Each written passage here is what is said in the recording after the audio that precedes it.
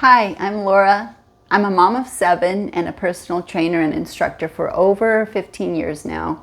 And although my youngest child is 25 years old, it's been a while, I have learned the hard way of how to heal and recover and stay somewhat in shape for over 25 years. There's a sustainability there that I would like to pass on to you, and many things that I did wrong, many things at the beginning that I did wrong, I would like to save you lots of time. So 3 hacks to slowing your postpartum recovery. Let's get right into it. The third one is the kicker, but I want you to stay till then so that you can get all 3 of them. First one is sitting and sleeping the wrong way.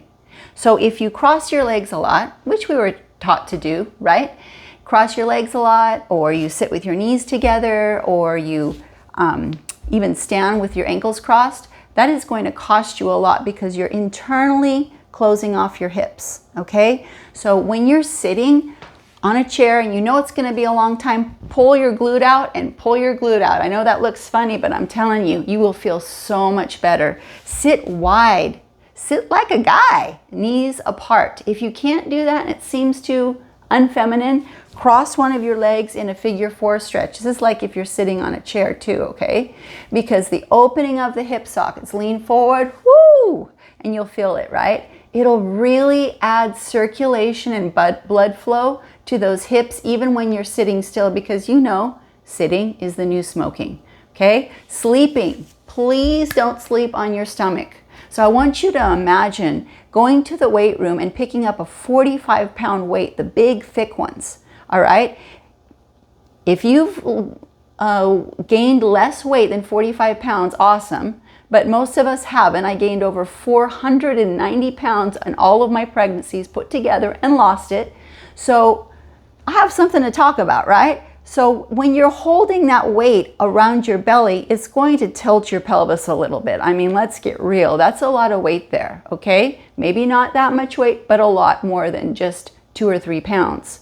So if that pelvis is tilted for over 9, almost 10 months, some of us 10, it's going to have an impact on that lower back. So picture yourself sleeping on your stomach. What happens? Your hips are still tilted, and you stay that way for how many hours? Right? That's not good. So if you can sleep on your back, it's the best way. You're going to put some pillows underneath your knees. And obviously, if it's too hard to put under both, you're going to put under one and straighten out one knee, okay?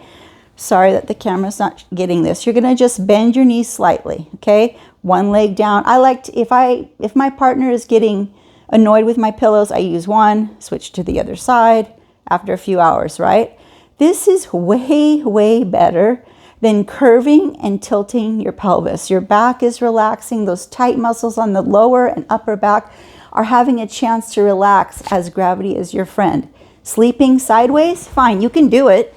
But whatever you do, don't keep your knees at a 90 here, okay?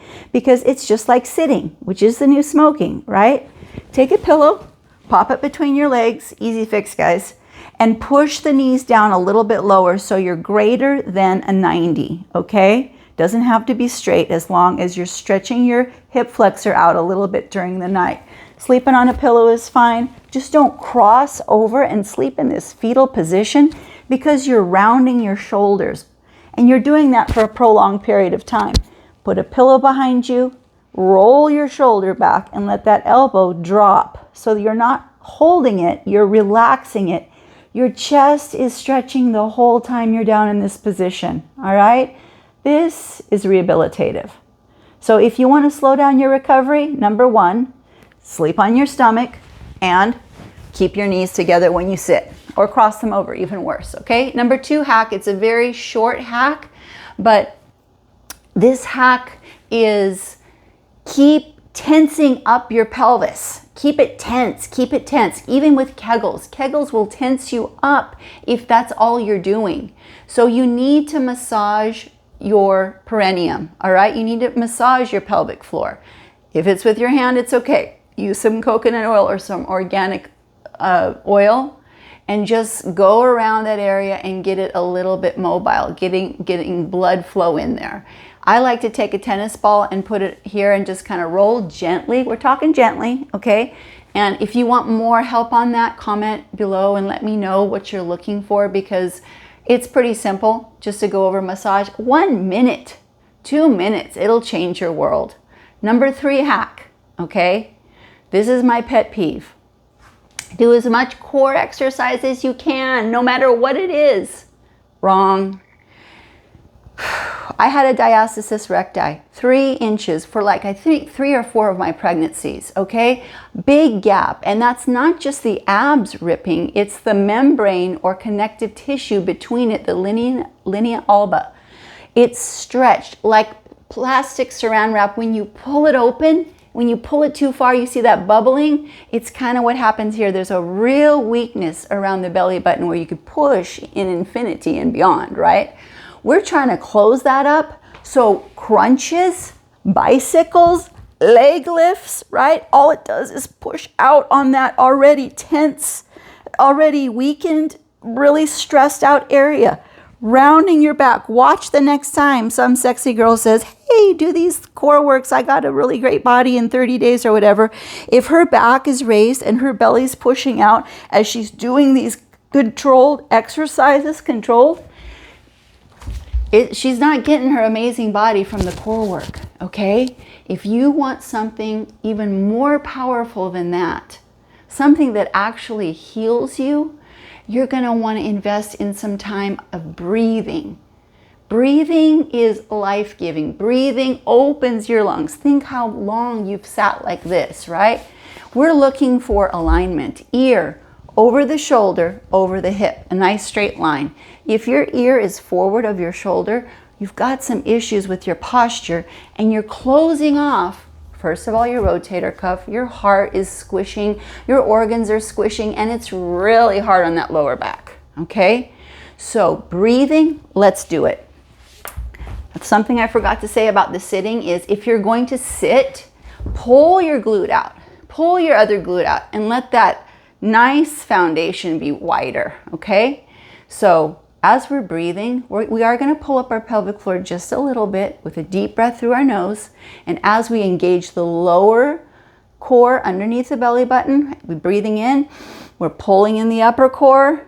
We're going to tighten around our heart while we expand. We're turning on our pecs while we expand our rib cage. I like to put my palms together and push my shoulders down.